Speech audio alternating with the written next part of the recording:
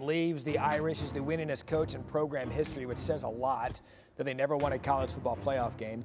Kelly's just the fifth coach since 1998 to win 10 games with a Power 5 or AQ team to then leave and coach for a different team the next season.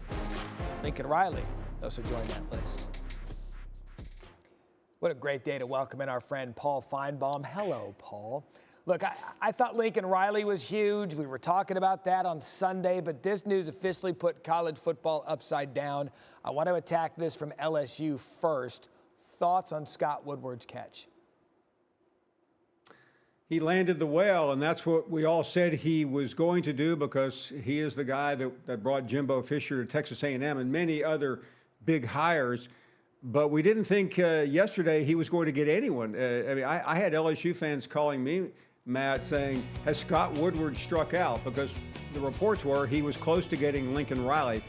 Well, Lincoln Riley and Brian Kelly have the same agent, and as soon as Riley accepted the job at SC, the call was made to Kelly, and apparently while he was out recruiting, he made, for Notre Dame I might add, he made the decision to go to LSU, and it's a big deal because he has been in the playoffs, he has played for the national championships, but I think ultimately Brian Kelly realized and determined he can't win one at Notre Dame, and somewhere I think Newt Rockne is rolling over in his grave.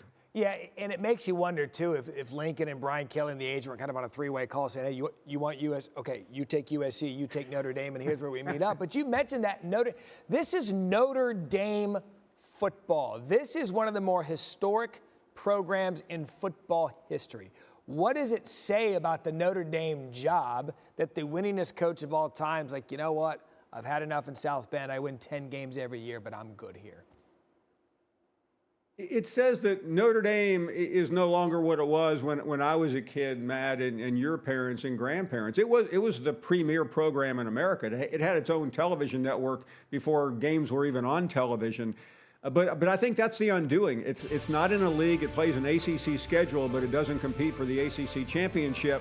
The ratings for Notre Dame football are down this year. Brian Kelly is not playing in a game this week, although he would have been playing for one in the ACC. And I think Brian has said, you know what?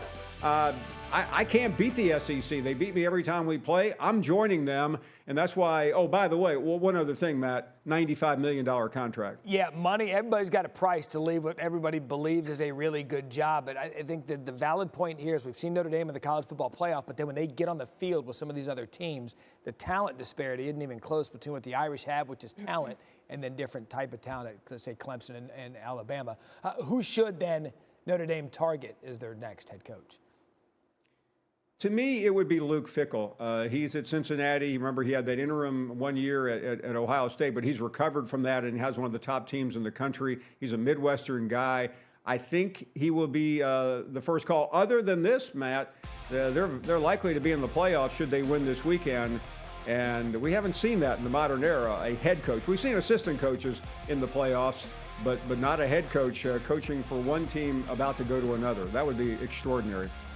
Yeah, and you have to wonder, too, Notre Dame just hired a Cincinnati head coach 12 years ago, Brian Kelly, and he became the winningest coach in program history. Thanks for watching ESPN on YouTube. For live streaming sports and premium content, subscribe to ESPN+.